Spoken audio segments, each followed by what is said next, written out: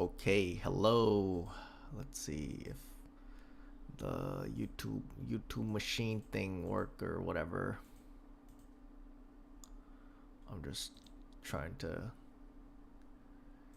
sort this out. I've never streamed in my entire life ever, and so this is my first time ever streaming, and what a wonderful time to start streaming. You know what I'm saying? Like I'm trying to figure out how to study for an upcoming exam, and I'm also trying to test out something new. So yeah, for those of you that don't know, hello, my name is Sonder the Sea Sojourner, also known as Hero. I am currently a student for massage therapy, but I am very horrible at academics and conventional academics, right? For me, like the best way for me to really learn information, and yeah, okay, people will be like, yeah, that's like everybody, blah blah blah blah. But like for me, you know what I'm saying, like what 100% works for me, what everything else doesn't. What works for me is like if I have somebody present, like a human being that is there, and I'm able to like have a reverb so that I can precisely explain the content that I've learned. Now, not everyone has the time and opportunity to be able to do that. Um, and I have to be my own autonomous, like independent human being or whatever. And as such, I have to formulate a new study habit. The problem is that I have no idea how to study. I am academically challenged. You know what I'm saying? Like, in the fastest way I ever learn anything is if I have somebody, a human being, and I explain the concept that I recently just learned,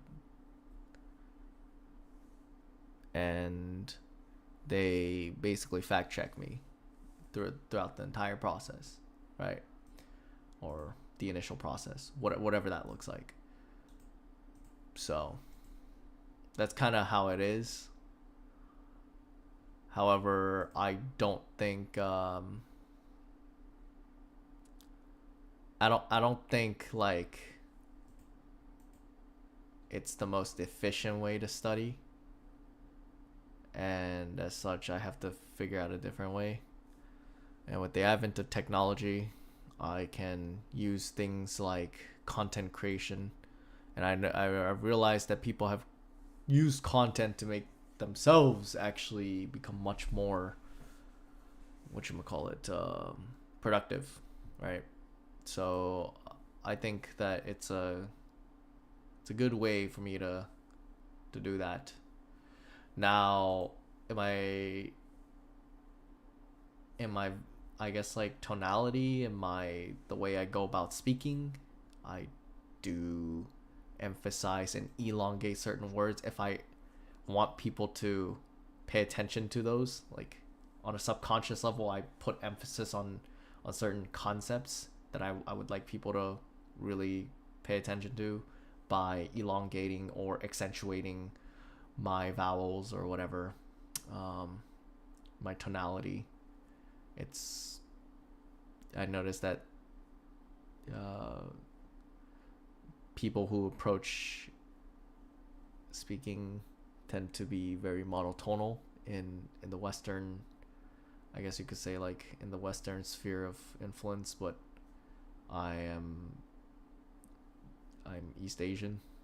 We talk with emphasis by accentuating our words. So yeah, that level of dynamics I don't think is something that's commonly contemplated about, unless if you're like someone who's interested in linguistics or phonics or whatever. But that's besides the point. I'm currently trying to study for anatomy and physiology. Yeah. So right now I gotta study for forearm, elbow, and wrist. So that's the general concept that I have to look into. Now, I'm sort of on the fence of how I should organize the data.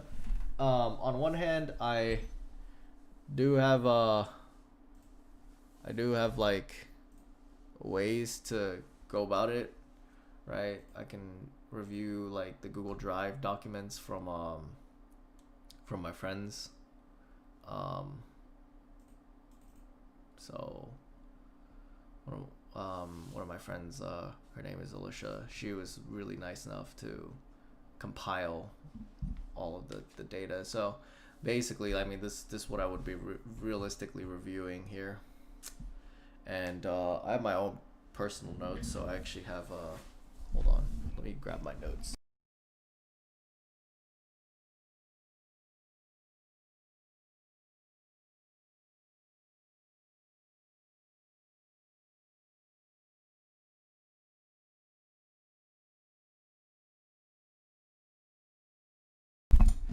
See, the thing is like you know, for me, I'm not gonna lie, like talking endlessly to the void is actually not a problem for me.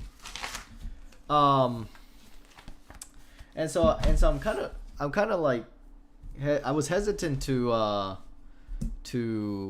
attempt to actually stream, mainly because I was like, yo, I don't have enough bandwidth. I don't have like enough, threshold or capacity. Like I can't stream really video games or anything like that. My computer is not just not that powerful. But I realized that people stream for all kinds of interesting reasons, and you know what? I might as well try it just to see if I like it. I'm starting to kind of see the value in it because I do have there is a legitimate reason for me to start talking, you know what I'm saying? And I realized that in a video format you can't, like, I don't know, I guess it's like with like on a subconscious level, confronted with the fact that, like, yeah, it's actually, I'm making a video, so I can't really, and I'm on a limited time, so I have to actually make the video have some sort of coherency and consistency. And so because that's present within the forefront and on the forefront of my mind on a subconscious level, I can't actually theory craft. I can't really be in a space to have a think tank. And so I realized that streaming could be actually much more ideal. Now that I'm talking out loud, is that it could be ideal because, like, you do have to be improvisational with how you go about your words. So there's also that. Now, on a going back to the original subject, this whole topic, elbow, forearm, and wrist, right? I'm going to tell whomever decides to listen to this former, like, recording of the live stream what this concept is. So forearm is well, it's your humerus, and I guess the way that, yeah, like, I mean, I guess your forearm is your humerus alongside your radius, radius and your ulnar, right? Or your ulna. The elbow is actually a joint. It's comprised of like 3 different bones, and it forms a joint. And it would be the humerus, the radius, and the ulnar. And so what's cool about, like, these bones is that I mean, they fundamentally allow you to be able to actually pick up things, put down things, pull things closer, push things away. You know what I'm saying? Like, they are integral for you to have, like, any form of, like, ability to move objects around you with your hands. I don't. It's kind of one of those like self-explanatory concepts, obviously. Now, the elbow itself is really cool because because if you don't know anatomy, like you're just a layperson and you don't know anything about anatomy, you'll actually generally associate the word elbow with like the bump, you know, like when you flex your arm, and then most people call the forearm like where your ulnar and your radius is, right? But yeah, like I mean, when you flex those muscles around that area, but then you flex it, there's this like, you know, bumpy area, you know, the angle of like your arm that you flex basically, um that bump actually has a name. It's called the olecranon process, and that's the olecranon process of your ulna, and it's just a fancy way of saying like bumps on a bone, basically olecranon or whatever. Um, actually, rather, process is like a fancy way of saying bone. But people will associate the olecranon process to be the bump on the bone, or like to be or like the olecranon process, the bump on the bone to be the elbow, but that's actually contrary to conception, popular conception. So yeah. What's cool is that you have muscles that are strewn, you know, about on your bones, your humerus, your ulnar, and your radius. And I'll like I guess I'll do like a goofy, like, you know, paint like Microsoft Paint. Well, I mean, it's not Microsoft Paint, but whatever. You get the point. So this will be like what your like humerus would be, right? And then your ulna and your radius will be like this. It's a really bad drawing, but here it kind of be like this, and then there's like a thing here, and then you have your like I mean, you have your bone here, and then like, you know, your thumb, right? No, I'm not really good at drawing thumbs, but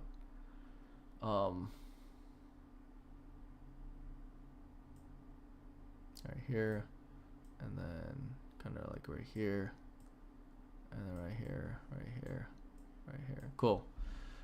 This is not anatomically correct, and I don't expect it to be. There should be like another finger here. That would be like your pinky. But basically, like, this is kind of like, you know, it would flex right at here. Well, I guess, why did I draw this? Up top will be the humerus. Down below, where the pinky is, would be your ulna. And then where your thumb is your radius. And you would have muscles on your humerus, right? You have muscles on your humerus, and you have muscles on your like radius and your ulna, right? Kind of going different directions. And what they do is they perform an action for your you know, your limbs, basically, right? One of the actions that it will perform is a flexion, or also known as a flex. And I have a couple of muscles that are are up top where the humerus is, and then it kind of attaches where the radius and the ulna are, but like the muscles sit on the humerus though, even though the beginning and the end would attach from here to here. The muscles still majority of the muscles will still sit like physically be placed, like will remain on the humerus. And these muscles are the biceps brachii, which would actually start from the there's like your socket, right? It would start from your socket up top, and then there's another like a little attachment point, and a little above your like socket there's this thing called a coracoid process. It's like a little it's like a little divot up top. It's less of a divot and more like a protrusion, like a bone protrusion. Mind you, when I'm saying this, I'm trying to speak in layman terms, right? I'm not trying to sound like, I'm not trying to be like, anatomically correct with my vernacular or whatever. That's not the point of why I'm doing this. But so you have that, and then it would go all the way down to the radial tuberosity, which is a fancy way of saying a tuberosity is just a fancy way of saying a bump on a bone. And the radius, radial tuberosity, it would go somewhere here, right? That's where it would land. And then what it would do is it would flex the forearm, and then it would supinate. Supinate kind of like meaning it would so imagine your hand is kind of like out like this, right? And then your thumb is like here. That's your pinky. Supination is basically your palms would face up, or like up to the sky, right? Or kind of like it would be shown. It would basically be like shown. Pronation would be like your palms would face down, or it would be covered by the back of your hand, right? So it would move. So like supinate would be like you would rotate your arm to the right, and if you're facing, like if your arm is, if you're using your right arm to supinate, it would go to the right. You know what I'm saying? You rotate to the right. If you're trying to supinate with your left hand, you would rotate your hand to the left. To pronate, which is to to move your palms like inward, you would do the vice versa of the actions. So like to pronate on your right hand, you would move to the left. To pronate from your left hand, you would rotate your hand basically to the right. And this action is called, or this concept of the action is called supination and pronation. You can remember if something supinates, or what supination, like the positioning of supination should be, like by imagining the word soup. When you want a bowl of soup and you're asking somebody, hey, may I please have a bowl of soup, you reach out your hand, palm up with the bowl, like you're holding the bowl, and you're moving the bowl closer to the person who's offering you soup, as if you're trying to receive soup. Pronation, you don't really need anything fancy to remember what pronate means, because it would be the opposite of that. To shift, to rotate, which would shift your hand to the back of your hand. It would you'd rotate your hand, which which you end up seeing the back of your hand. That's pronation. Look, if this doesn't make sense to anyone who's listening to this, look, I get it. Right now, it's not really me. It's not really about me trying to make it so streamlined so that someone who doesn't know the concept can understand the concept. This is basically for me to be able to learn the concept itself. I guess over time, if if I don't have the existential threat of like having to deal with exams, maybe like I'll get really better at teaching and explaining these things. But for now, this is really the best you're gonna get. Anyways, so you have biceps brachii, which would flex the elbow and supinate the forearm. You have brachialis. The next muscle is the brachialis. It's attached. Its origin is the humeral shaft. So this thing here. And then it would attach to the radial tuberosity. It would flex the elbow. Okay, cool. All right, so brachioradialis. That would be attached to the supracondylar ridge of the humerus, or the lateral supracondylar ridge of the humerus, which I don't know where that is, and the styloid process of the radius. I don't know what that is, so I'm gonna look it up right now. Let's see. Brachioradialis.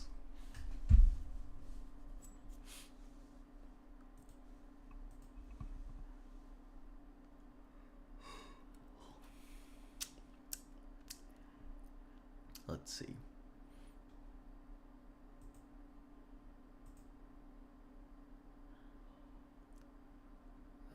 Anterior view, left forearm. Okay. So it would be that, and then it would attach from up top. So the lateral supracondylar ridge of the humerus. So it would attach probably somewhere up here, actually, up top of the humerus itself. So where is?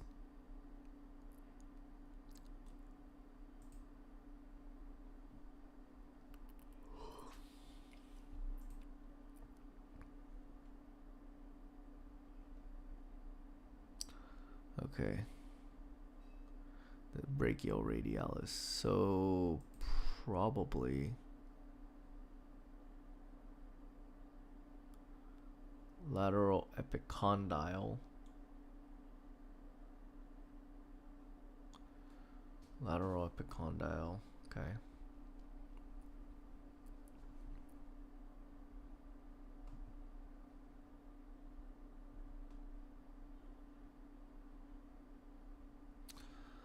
Okay, but like I'm trying to find, right, like lateral supracondylar ridge.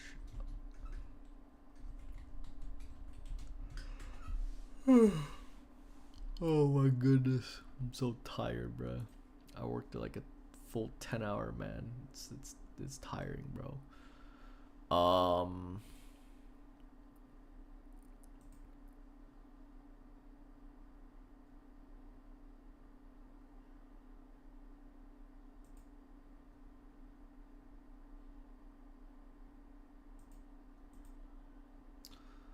Okay. Lateral border. So this is the left side humerus. Ridge okay, lateral supracondylar ridge on side at bottom right, not labeled. Okay, so it's not labeled, but it's probably somewhere here, I think. But I want something that's labeled, man. Like that's. Oh, okay. Oh, yeah.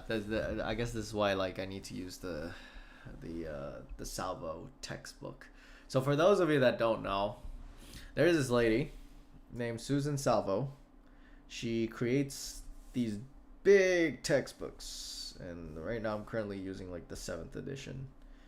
And she has in like her one of her like sections has like diagrams of where the the origin and insertions of these muscles are located.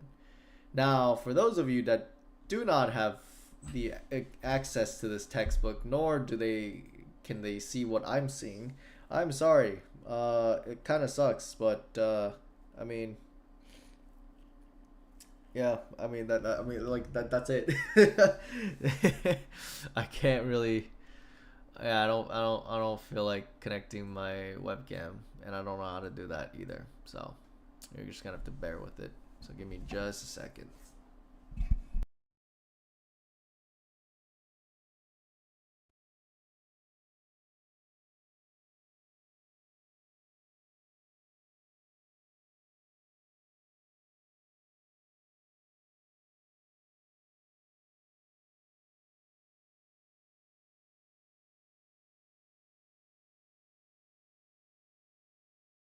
Okay, I am back. Um, let's see. Brachioradialis. Yep, that's what I'm trying to look for. Okay, so the supracondylar ridge of, or like the lateral supracondylar ridge of the humerus, should be located actually up here. Kind of like right here, actually. Around here. So right here. Huh. Oh wow, it's labeled. Okay, cool. It would attach from here, and then it would go to the styloid process of the radius, which is a fancy way of saying like um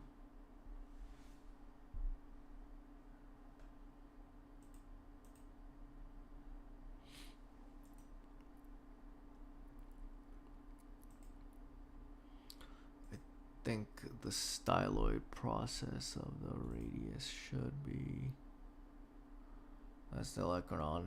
The styloid process, this like this okay, so the ulna is right here, radius. Oh, okay, so this is like left hand side. The styloid process of the radius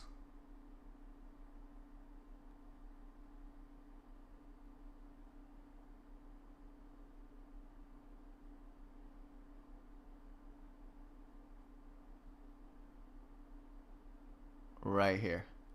That's where it is. Wow. That's kind of crazy actually. That is it. That is actually really crazy. Oh, that's where it's located. That's cool. Whoa. That's actually really cool. Wow, that muscle stretches dang long. It go dang long, bruh. That's crazy, man. But yeah, okay, cool. So that's where the styloid process is.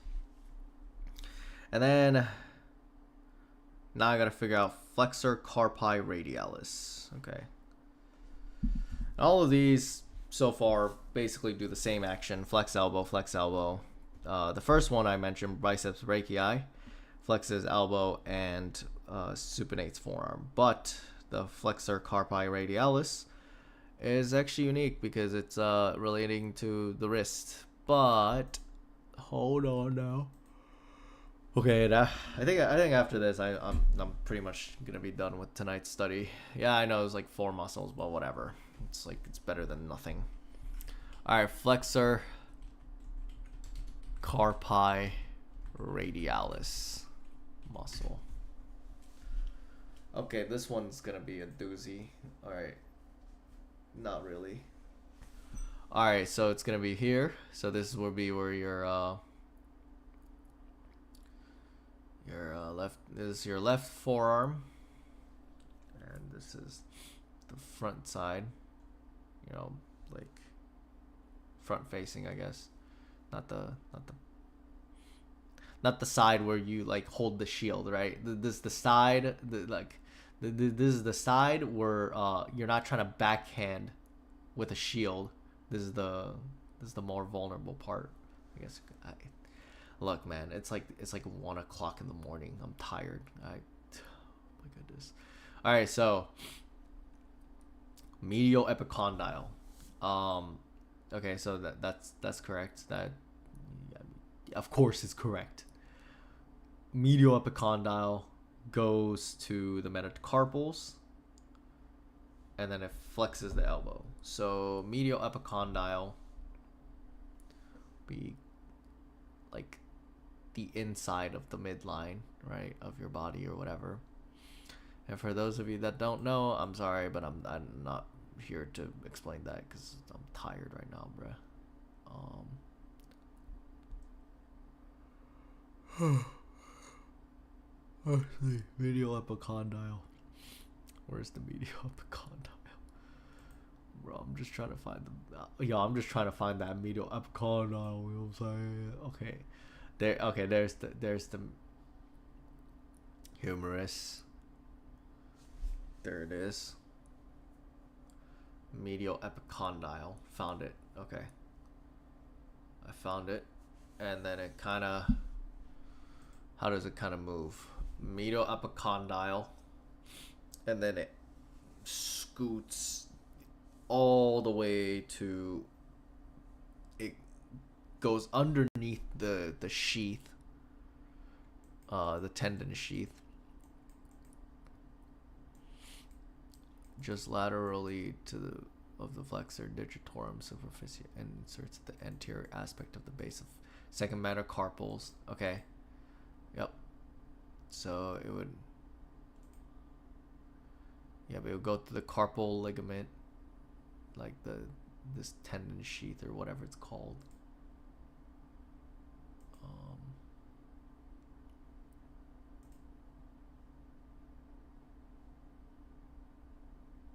And then it would basically attach to your fingers, metacarpals, right?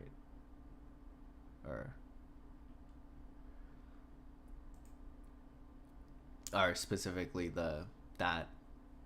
these would be your digits. These would be your metacarpals. Fingers, right? Metacarpals 2 through 3, and it would flex the elbow. But also, what's cool is that because this is also this affects the wrist, it also flexes the wrist. Sweet. Yeah, it radially deviates and abducts, but I'm not trying to get into that right now. Like that's too much for tonight. I'm tired. Anyways, so not an arm, not an arm that's attached to the humerus, but it still moves your forearm.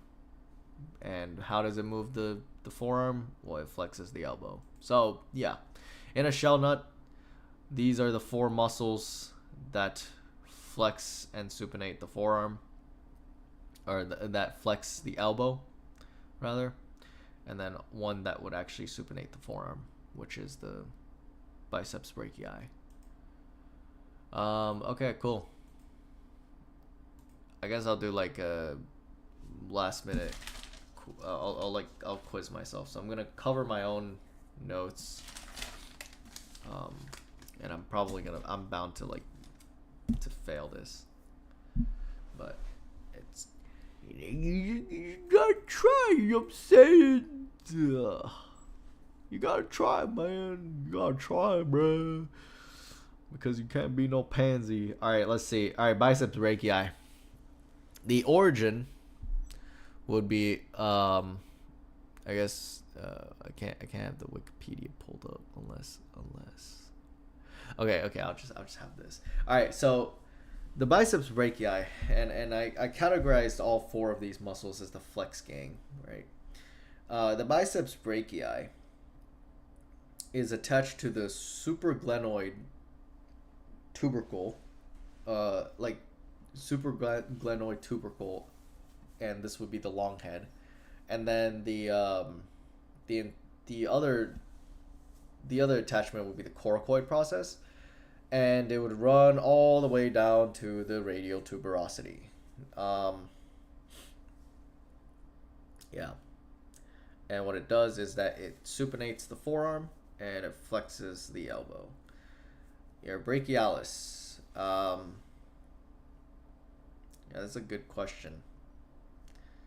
The brachialis. I don't remember where the origin is. All I remember is that it was somewhere like on your humerus, and then it like goes to your like your ulna or something. I think. I don't. Honestly, I don't know. But I just know it just flexes elbow. I literally all of these I know it just flexes elbow. That's all. Um, brachioradialis, lateral lateral supercondylar ridge of the humerus. That's where the like would or originate, and then it would go to the I guess like the um, shoot, somewhere on the radius. I forgot what. It's literally in the name. Yeah, I don't know where it would insert, but I just know it would flex the elbow. And then the flexor carpi radialis, it would start from, I guess like,